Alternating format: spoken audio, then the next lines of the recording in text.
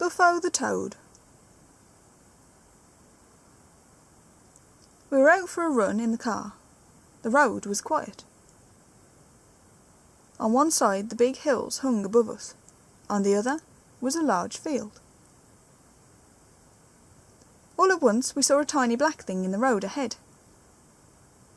It was moving very slowly across our path. We saw that it was a living thing, so we must not run over it. That would be cruel.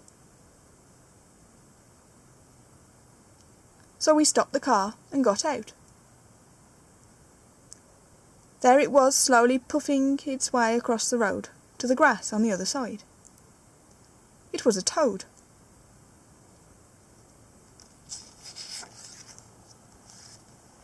Very dusty it was too, for the road was white and dry. We felt it would be a good thing to have a toad as a pet.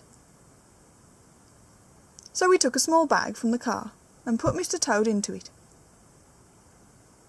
Off we went home, and on the way we chose a name for our new pet. Men who study animals and other living things give names to the many kinds. They call the family of toads Bufo. So, we said our new friend should be called Mr. Bufo. When we got home, we set Bufo free in the garden.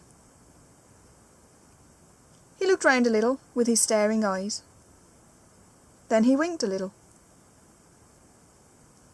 Another look, and still another wink. Then he started to look round the garden. Slowly he crawled through the grass on the lawn. So we left him and went in to tea.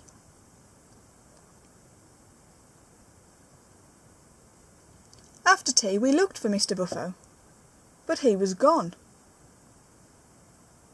We looked everywhere, but no Mr. Bufo.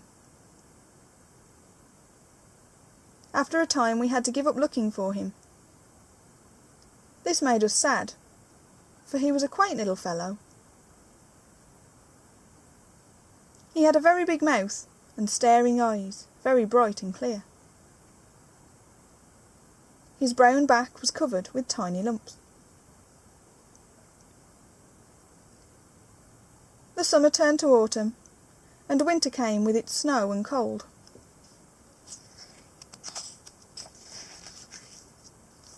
Spring followed, and the garden was gay with tulips and daffodils.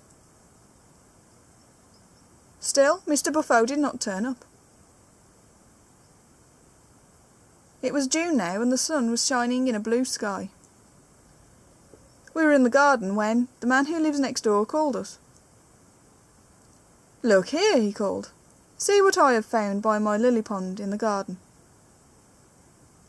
It was dear Bufo the toad. He had gone to the water and to the shade of the rocks and plants. All the winter he had hidden in the pond, and now it was warm again. He was looking for food. We were so glad to have him back again.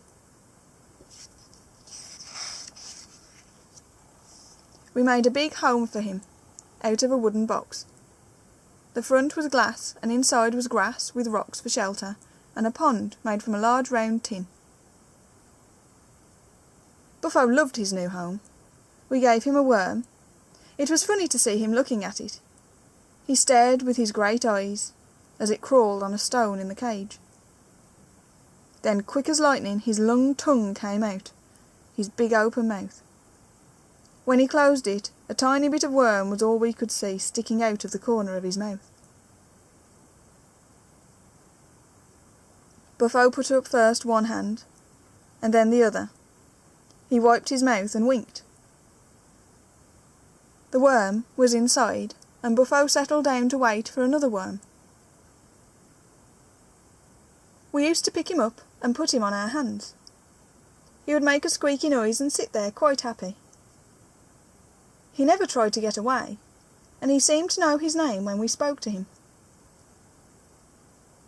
He lived with us all the summer, and used to have holidays in the greenhouse. There he would crawl about looking for flies. When winter came, he was missing. Has he gone back to his pond next door? We must wait till next summer to find out. By John R. Crossland.